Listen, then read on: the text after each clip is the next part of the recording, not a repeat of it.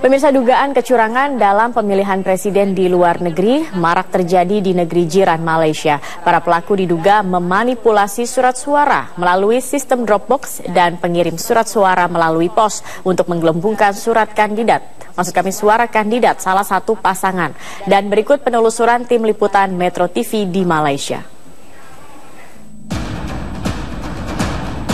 Pemilihan presiden luar negeri termasuk di Malaysia berlangsung lebih awal dari pilpres di dalam negeri. Selama pemungutan suara berlangsung, sejumlah temuan kecurangan banyak ditemukan.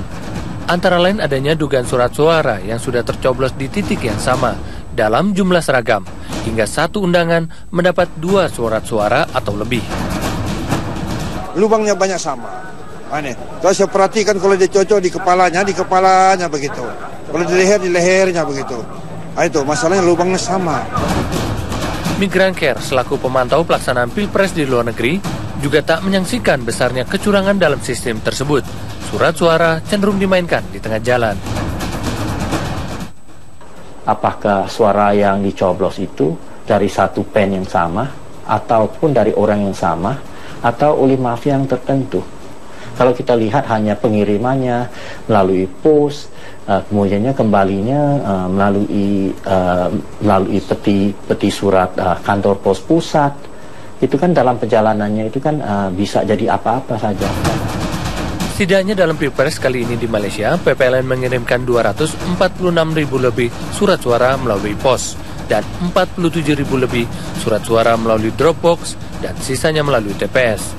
Dari hasil real count, pasangan Prabowo Hatta memperoleh 82% suara dan Jokowi JK 15% suara. Dari Kuala Lumpur, Malaysia, Eko Frimandani, Firmansyah M, Metro TV.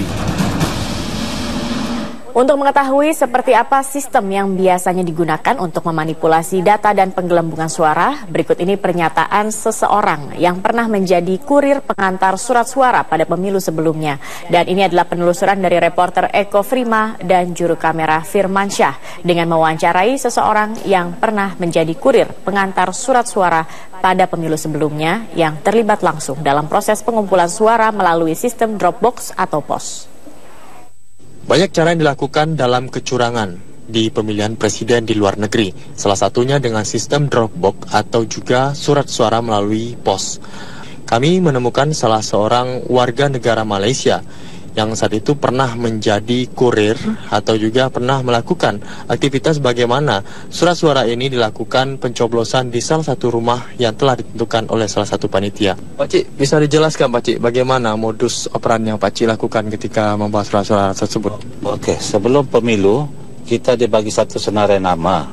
Kemudian di nama itu ada satu list untuk dicatat dalam list itu. Dalam satu lembar tu ada kurang lebih 20 nama. Satu lembar kita dibayar 20 sen.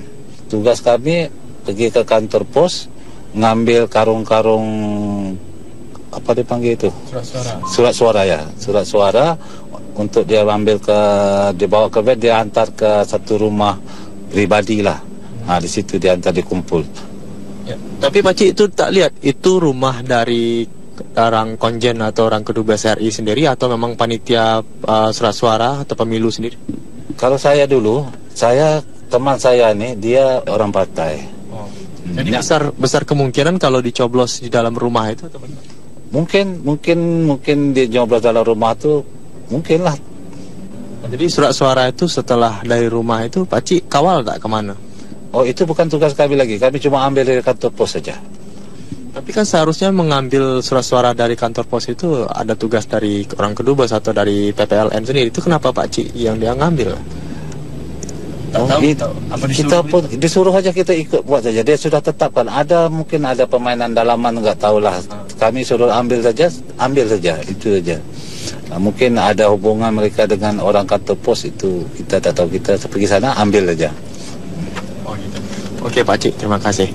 Ya, itulah salah satu wawancara dan juga pengakuan dari salah seorang sopir taksi yang dulu pernah terlibat dalam mafia penggelembungan surat suara yang diambil langsung dari surat atau kantor pos setempat.